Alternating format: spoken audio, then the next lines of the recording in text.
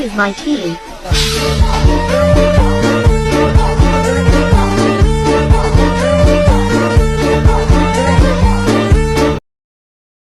Você vai morar no IML, você vai gostar embaixo, o de olho com R. Ensinando você quer, você vai morar no IML, você vai gostar embaixo, o de olho com R. Ensinando você quer, só sentindo na cara da bitch. Foda-se sua bitch, eu não ligo pra minha ex-bitch. Tô com a nova bitch, só sentindo.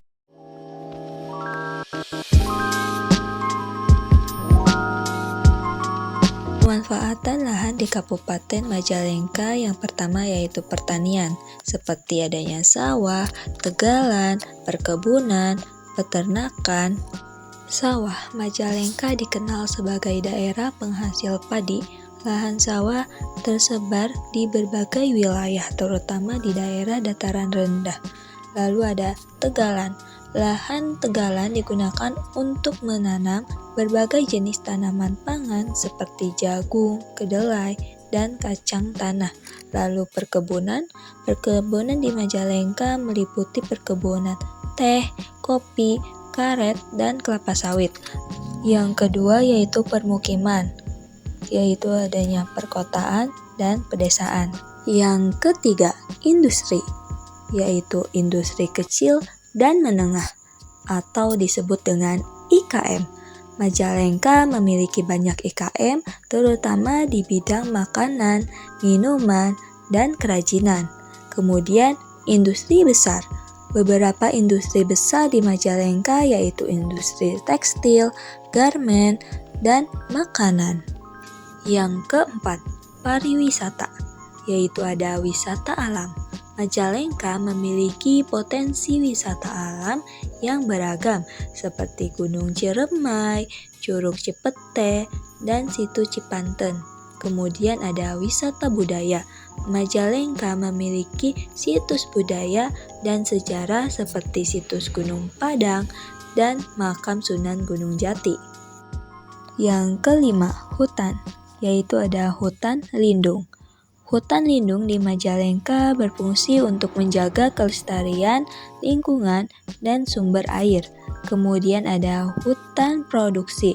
Hutan produksi di Majalengka dimanfaatkan untuk menghasilkan kayu dan produk hutan lainnya. Yang terakhir yaitu infrastruktur, yaitu ada jalan raya, jalur kereta api, dan bandara. Kabupaten Majalengka memiliki karakteristik bentang alam yang beragam dan menarik, yang membuat menjadi daerah yang kaya akan potensi wisata dan sumber daya alam. Berikut ini adalah beberapa karakteristiknya. Yang pertama, pegunungan. Gunung Ciremai merupakan gunung yang tertinggi di Jawa Barat dan menjadi ikon Kabupaten Majalengka. Gunung ini memiliki ketinggian 378 meter di atas permukaan laut dan menawarkan pemandangan yang menakjubkan. Kedua, pegunungan di bagian selatan. Terdiri dari pegunungan kapur yang membentang dari timur ke barat, yang membentuk perbukitan dan lembah yang indah. Kedua, dataran tingginya ada dataran tinggi Cekopo yang terletak di bagian utara Kabupaten Majalengka, yang merupakan daerah yang subur dan cocok untuk pertanian. Kedua, dataran tinggi Luih Gajah yang terletak di bagian barat, yang merupakan daerah yang sejuk dan memiliki potensi wisata alam. Ketiga, lembah Sungai Cimanuk merupakan lembah yang luas dan subur menjadi pusat pertanian dan permukiman penduduk. Kedua, lembah Sungai Cipunugara terletak di bagian selatan yang merupakan lembah yang indah dan memiliki potensi wisata alam. Keempat, pantai.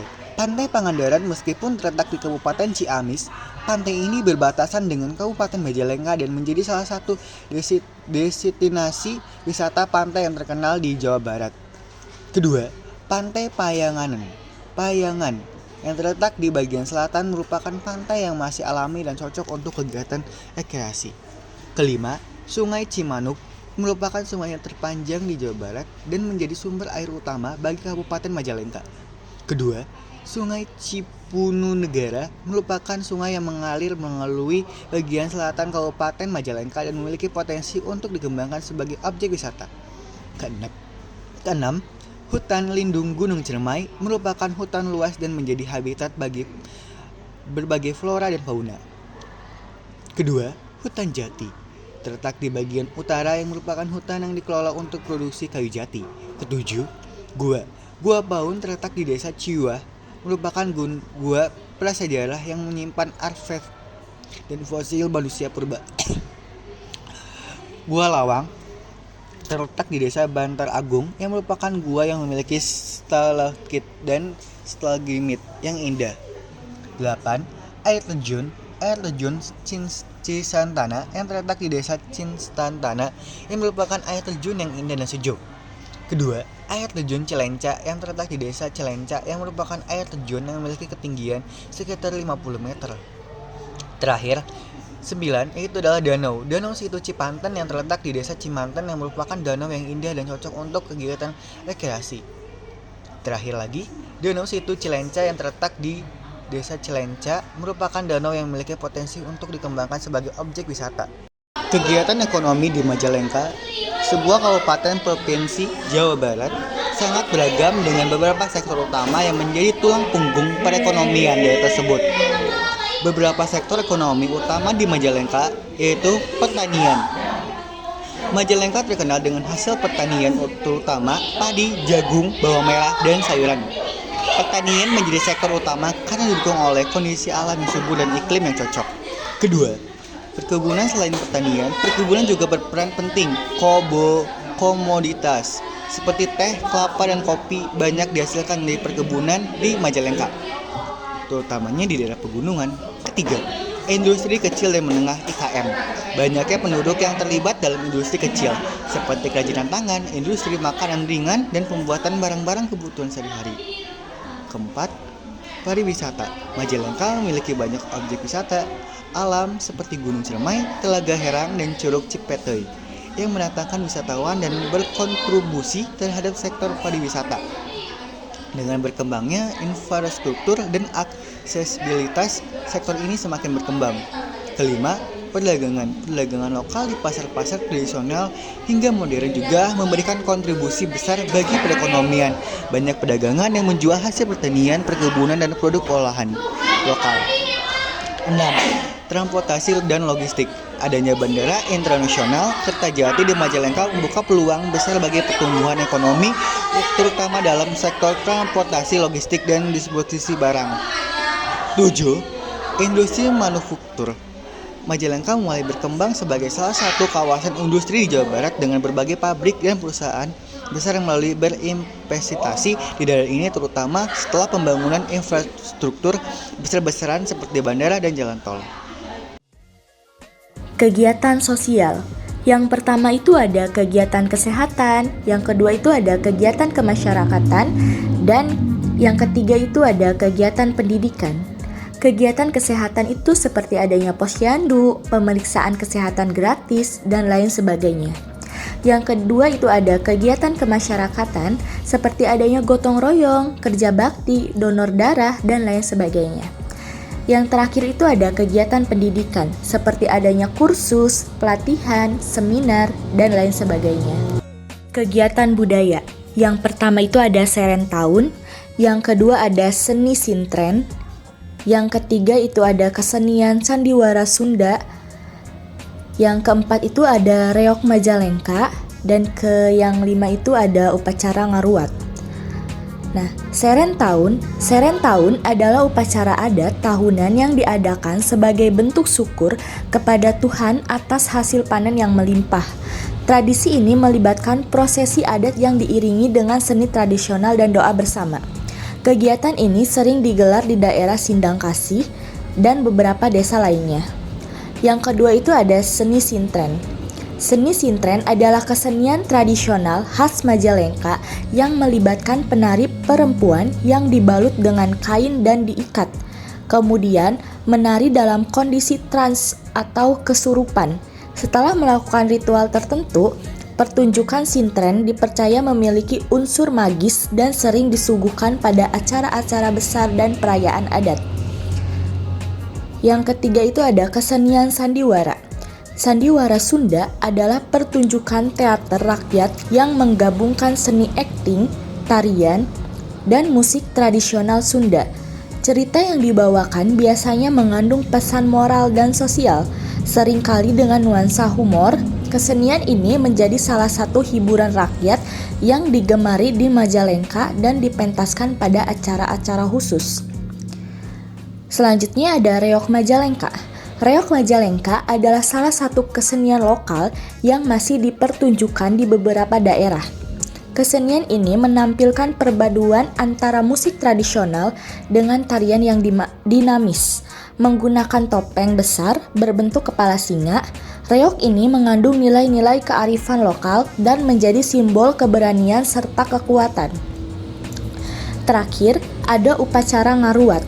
Ngaruat adalah upacara adat yang dilakukan untuk membersihkan diri atau lingkungan dari energi negatif dan menghindari musibah. Upacara ini melibatkan doa bersama yang dipimpin oleh tokoh adat, disertai dengan persembahan makanan dan pertunjukan kesenian tradisional.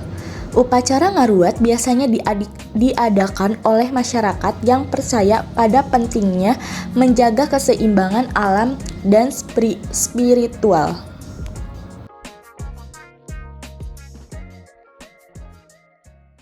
Pemanfaatan lahan.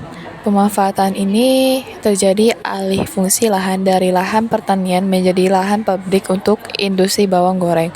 Lahan yang awalnya digunakan untuk kegiatan agraris kini dialihkan untuk mendirikan bangunan pabrik. Oke, yang ketiga itu kenapakan bentang alam. Yang pertama itu Desa Pagundan memiliki wilayah yang luas 151.908 hektar yang berpotensi untuk kegiatan agraris dan industri. Yang selanjutnya itu lahan pertanian yang subur mulai berkurang karena alihan fungsi menjadi lahan industri. Ekonomi di Pagundan itu dibagi menjadi 3, yaitu ada 1. Industri bawang goreng di Desa Pagundan menyediakan lapangan kerja bagi 225 orang, mayoritas itu warga setempat. Kedua itu ada sebelum adanya industri, mayoritas penduduk bekerja di sektor agraris dan merantau ke luar kota. Yang ketiga itu ada industri bawang goreng mengurangi angka pengangguran dan meningkatkan perekonomian masyarakat desa. Ada sosial. 1. Kehadiran industri bawang goreng mengubah pola aktivitas masyarakat dari petani dan pengangguran menjadi buruh industri. Kedua itu, masyarakat mengalami pergeseran sosial dari bekerja di sektor agraris menuju sektor industri dengan pekerjaan lebih beragam. Gotong royong. Dalam konteks gotong royong, meskipun tidak disebutkan secara eksplisit dalam teks, adanya industri mungkin mengurangi atau menggeserkan bentuk gotong royong tradisional yang dulu berpusat pada pertanian dan kegiatan agraris. Budaya. Yang pertama itu pola kehidupan dan kebiasaan masyarakat mulai perubahan karena pengaruh hadirnya industri yang membawa perubahan budaya kerja di desa. Yang selanjutnya itu meskipun tidak dijelaskan secara langsung, perubahan aktivitas dari agraris ke industri mungkin mempengaruhi budaya kerja gotong royong dalam masyarakat.